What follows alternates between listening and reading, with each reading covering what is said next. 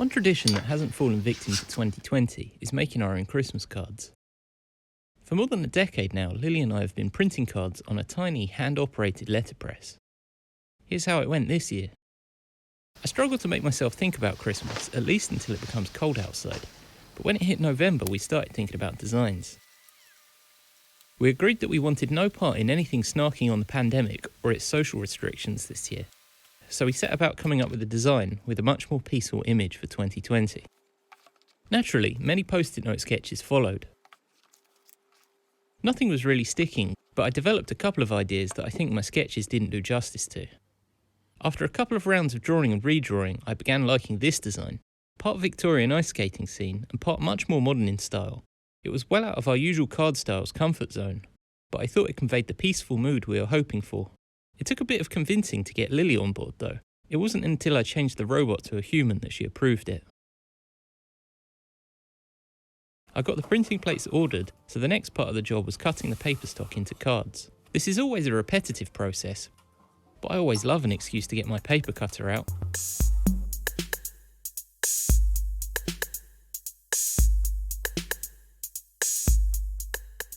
The plates arrived from the manufacturer in record time.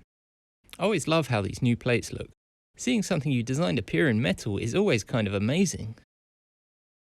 So with the plates in my hands, it was time to get our tiny press out. Every year we wonder too late if we should invest in a bigger press in hopes that it won't be so unpredictable and finicky. But we battle through the job with the tiny 5-3 anyway.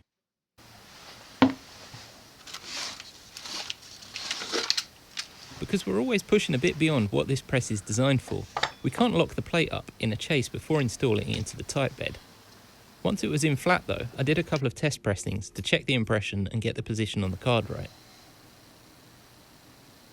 With any multicoloured design, it's best to work light to dark, so I mixed up the icy blue ink first. Rather than trying to meet a specific colour target, I just eyeballed the colour as I mixed it. With the first ink ready to go, we're off to the presses.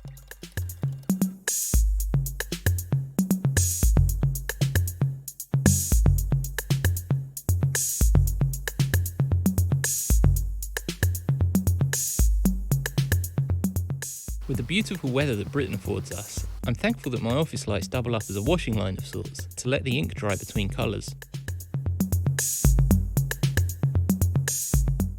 The worst part of any printing job is the clean-up at the end. With all that white spirit, it's always such a smelly mess.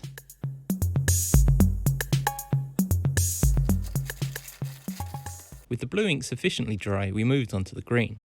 The same process as before followed, inserting the plate, checking the impression and mixing the ink, but with the added terror of trying to line up the two plates, except without any kind of registration marks to help us, as our press is too tiny to spare the room to registration and bleed. The two colours lined up way more easily than I was anticipating though, so rotating between Lily and myself at the levers, we punched through the job.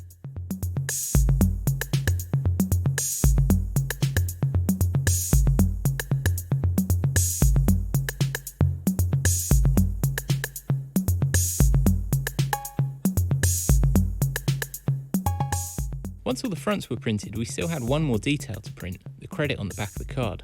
This proved way more challenging than the front was for some reason, which I guess is a good thing, better the back than the front.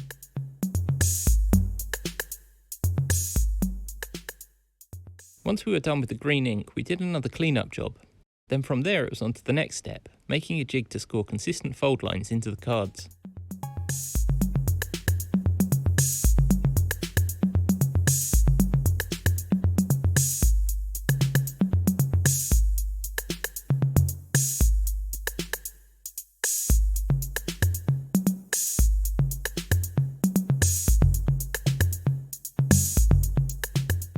Once they were all creased, they were ready to fold. And that just about completed the job of printing our Christmas cards this year. And from the long-winded job of printing the Christmas cards, we dropped straight into another long-winded job, having to decide who we were sending the cards to, and then write them all. The cards look good though. Thanks for watching and Merry Christmas!